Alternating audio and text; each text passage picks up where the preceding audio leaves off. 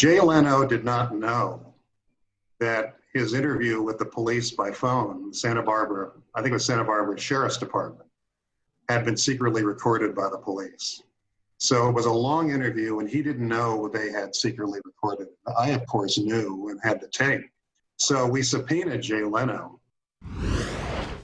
All right, that is a clip from a podcast that you trial junkies need to be downloading. It's called For the Defense, and it's kind of like an inside look at the criminal defense attorneys, and it's interviews with the highest profile attorneys in the country who have been parts of the biggest cases in the country. That was Tom Mesereau talking about the Michael Jackson case.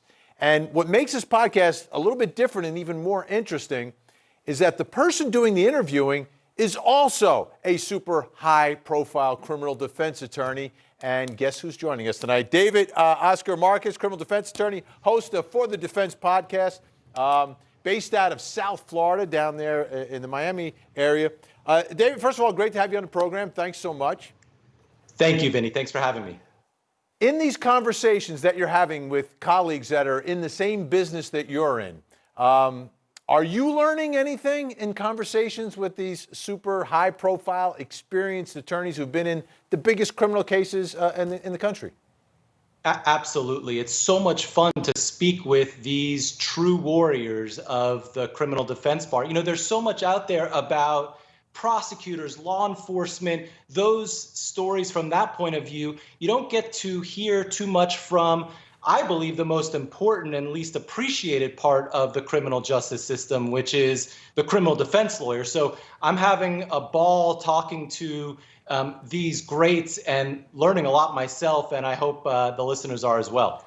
So I'm a former prosecutor, so when I'm covering trials, I usually don't see things the same way that you all do, but I always appreciate it because I know it's the foundation of the system, right? And if anyone ever get accused of something, you want your attorney in there fighting.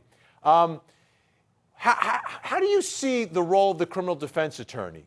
Because I always say a prosecutor, our job is to, I still consider myself a prosecutor, right? Even though I haven't done it in years, is to seek the truth and justice, whatever it is, right? Whatever that truth is, my job is to make sure that it comes out inside a courtroom. What is the job, you believe, of the criminal defense attorney? So that's the way it's supposed to work, Vinny. It's supposed to be what you just said, that prosecutors are there to seek the truth and seek justice. Defense lawyers, on the other hand, are there to win, really to win under any cost they can within the bounds of the law. Unfortunately, the problem is that many prosecutors, although that's the ideal, what you said, to seek the truth and justice, when you get into the battlefield, many prosecutors forget that, and it becomes for them win at all costs as well. And so on the podcast next season, we're going to talk to Ted Stevens' lawyer, Senator Stevens' lawyer, Rob Carey, about all the prosecutorial misconduct that went into that case and why that led to Senator Stevens getting convicted and later reversed. But I wish more prosecutors thought like you just said. Yeah, and I hold them up to that standard on the show every night. People who watch regularly will understand that. And when prosecutors mess up, I come down on them. Really badly. Right. I think part of the problem is that there are so few trials now, and prosecutors have forgotten how, in many ways, to try cases. So back when you and I first started and when Court TV first started, there were so many more trials. 20% of cases went to trial, now less than 3%. And so, you just heard about the Lori Loughlin case. That case should have been a trial. That was a trial case. She got bullied into pleading guilty. She was looking at 20 years, the prosecutor said, if she were to go to trial and lose. And then some misconduct came out and they offered her a couple months. How do you risk going to trial for 20 years? So part of the thing that I'd like to get out in the podcast is speaking to lawyers about what it takes to go to trial. And that's why we spoke to Tom Mesereau about the Michael Jackson trial. Everybody thought Michael Jackson was guilty. He had to gamble there, call Jay Leno as a witness, even though Jay Leno didn't want to testify. So a lot goes into that, and there needs to be more trials, to be honest. Now, from this past year, because of the COVID shutdown, there haven't been many trials. But one trial that we covered in depth here at Court TV, even without cameras inside that courtroom, was the Harvey Weinstein trial. And you interviewed Weinstein's attorney. Let's take a listen to a clip of that, of you with Donna Rotuno. They called you, a couple of the press people called you the anti-Gloria Allred Yes. in the case. I mean, I think that's a compliment, no? 100%. I'll wear that as a badge of honor. 100%. Right, and I also like that they called you the legal Rottweiler. I mean, I love that. No, that's great. Oh, hey, I take all of that. You know, I am tough. I embrace the fact that I'm tough. I just have and it's not that I'm actually a soft, kind, nice person, but I'm tough when it comes to standing up for what I believe in.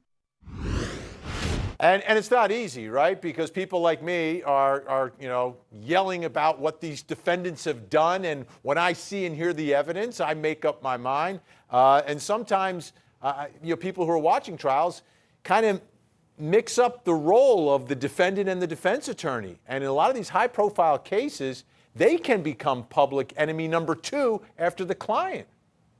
Well, in the interview with Donna Rotuno, she talks a lot about that, how she was attacked. Remember, she was representing the most hated man in America. She wasn't just going up against a prosecutor, a judge. She was going up against a whole movement. And so she suffered on social media, even going out to dinner and so on. So it was very difficult. People like Gloria Allred attacked her personally, which is insane. It took a lot of courage to do what she did and stand up. And that's part of what I'm celebrating in the podcast is the fight of the criminal defense lawyer, the courage of the criminal defense lawyer. And she certainly had a lot of that. And it really did come out in the podcast, I think. You know, it's interesting that you're doing a podcast, and I think that the world of podcasts, I think, is changing the public perception a little bit of cases. And I think people are becoming a little more skeptical of every case. And I've noticed it in some of the reaction on social media. You know, some of these podcasts that have taken a look at old cases and kind of brought up some issues. So I think things are changing a little bit. Do we have time for one more clip? Okay. This guy who you interviewed is, in my mind, when I was a young attorney, was legendary then, still is a great attorney. We're talking about Roy Black. Let's take a listen. But you have to remember that this is not your normal kind of case.